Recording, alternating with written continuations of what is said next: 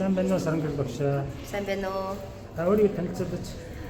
За намайг Сүхбаатарын Сарангэрэл гэдэг миний мэрэгжил жүжигчин одоо яг хийж байгаа ажил маань Монголын үндэсний их сургуулийн урлагийн сургуулийн хөтөлбөрийн багийн ахлагчаар ажиллангаа тайзны ярианы хичээл орж байгаа багш байна. Танах нэг солонгос хэл заадыг төсөл хэрэгжүүлж байгаа юм байна. 17 дугаар сургууль тийм. 17. За энэ төслийн талаар юм гэж. За бид нар одоо энэ 2024 оны 9 сараас эхлээд 118 дугаар сургууль, энэ 17 дугаар сургууль дээр бид нар аслагдмал дүүрэгт боловсролыг хүргэх зорилготой Вика гэдээ байгууллагатай хамтраад солонгос хэлний сургалтыг бол явуулж байгаа. Энэ сургалт маань 7 хоногт нэг ангид 2 удаа ордог. Ахлах анги, дунд анги гэдэг тус тус сургуулиуд дээрээ ахлах ангийн нэг сурагч 30 сурагч, дунд ангийн нэг 30 сурагч гэдэг 2 ангийн нэг хичээл нэгтээ 2 цагаар ингээд 7 хоногтой нийт 4 цагийн хичээлийн нэг сургууль дээр ингээд яваад. Хүүхдүүд бол үнэхээр идэвхтэй байна. Манай сургуулийн нэг онцлог нь яадаг вэ гэхээр бид нар бүтэн жилийн үнэгүй сургалт байгаа. Дээрээс нь бид нар хүүхдүүдээ бас сургалтынхаа цагаар яг өглөө ордог хүүхдүүд нь хичээлдээ орохоос өмнөх нь нэрээ суучж байгаа. Өглөө орсон хүүхдүүд нь болохоор өдөөс хойш ордог нь өмнө нэрээ суучж байгаа. Өглөө орсон хүүхдүүд нь хичээлээ тарангуудаа орж ирж байгаа суудж байгаа учраас бас нэг зэнд нь ингээд нэг цайны цаг гэж байгаа. Бас нэг орж байгаа, явж байгаа хоёрт нь ингээд цайгийн нөгөө цуулгачдаг гэдэг ингээд хүүхдүүд ягаад солонгос хэл сонирхож байна? Хүүхдүүд ер нь солонгост явж сурах сонирхол их байна. Тийм учраас одоо солонгос хэл сурья гэсэн. Жишээлбэл 17 дугаар сургууль дээр бид нар ирчээд байна л да. Энд ахлахангийнх нь олон байна уу? Дунд ангийнхан гэх юм. Энэ саяны хүүхдүүд хэдвэр анги? Энэ бол дунд ангийн хүүхдүүд.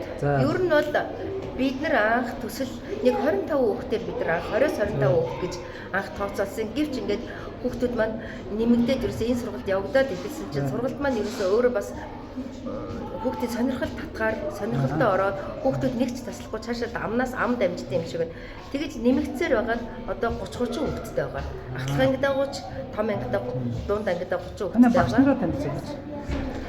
За манай одоо яг солонгос хэлний энэ сургуулийн бан багшлаа Монголын үндэсний их сургуулийн солонгос хэлний багш Дэлгэцэрэн багш маань доктор маань ажиллаж байгаа. Нөгөө 118 дугаар сургууль дээр болохоор бас одоо надтай хамтарч ажилладаг Монголын үндэсний их сургуулийн солонгос хэлний багш Иконион гэдэг солонгос хүн өөрөө яг очиж зааж байгаа.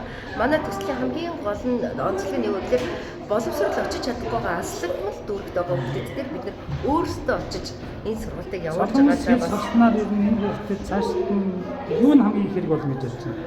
Яг хөө зүгээр солонгос хэл сурч байгаадаа гол нь биш хүүхдүүдийг ингээд сургаснаар яаж гэхээр хүүхдүүд өөртөө итгэх итгэлтэй болж юм, өөрийгөө дайчилдаг болж юм гэдэг ингээд ирээдүйд би юу хийвэл болох вэ? Юу хийвэл гэдэг нөгөө суралцсан гэдэг явцад суралцж байгаа учраас би бол сурах арга барил суралцж байгаа учраас би болохоор яг солонгос хэл гэж нэг туулчирч харахгүй л байна л да. Ийм одоо бид нар өөрсдийн чадах юм юмар ингэж хүүхдүүдийг сургалтанд хамруулснаар хүүхдүүдийн итгэх сонирхлыг өргүүлж юм. Цаашид одоо зорилгын бас тодорхой ахлах ангиуд бол бүр зорилго нь тодорхой болж байгаа гэж харагдаж байна шүү дээ. Сайн нэг арга хэмжээг хийсэн гэдэг байгаа. Өдөрлөг юу гэх юм бэ? Тэр бол зөвхөн бид нар нөгөө 3 сар хичээлсэн одоо ингээд эхнийхээ бид нар өөртөө үзьгээд сая солонгос хэлний баяр гэдэг нэртэйгээр солонгосны баяр гэсэн. Тийм солонгос хэлний баяр гэсэн. Тэгээд хүүхдүүд маань эндээс сурсан энэ сургалтаасаа сурсан дуу, хөгжим, мужид дээрээс нь одоо сурсан одоо янз бүрийн өгүүлбэр, өгнүүдээр тайлан тоглолт маяг юм. Тийм, тайлан тоглолт, зохион бичлэг, талархлын загт. Биднээсээ бас ярьж л тэр нөгөө солонгос хэлний төгсөнгийн шалгалт гэж ярьж байсан. Ер нь одоо энэ сургууль дээр хэд их байна гинэ? Одоо 60-аад хүүхд юм шүү. Тийм, ер нь бол яг энэ сургууль дээр бол 60 хүүхд байна. Нийт хэд хүүхд вэ? Нийт бол 100 хүүхд байна. Нөгөө сургууль дээр 40 хүүхд байна. За баярлалаа амжилт хүсье. За баярлалаа.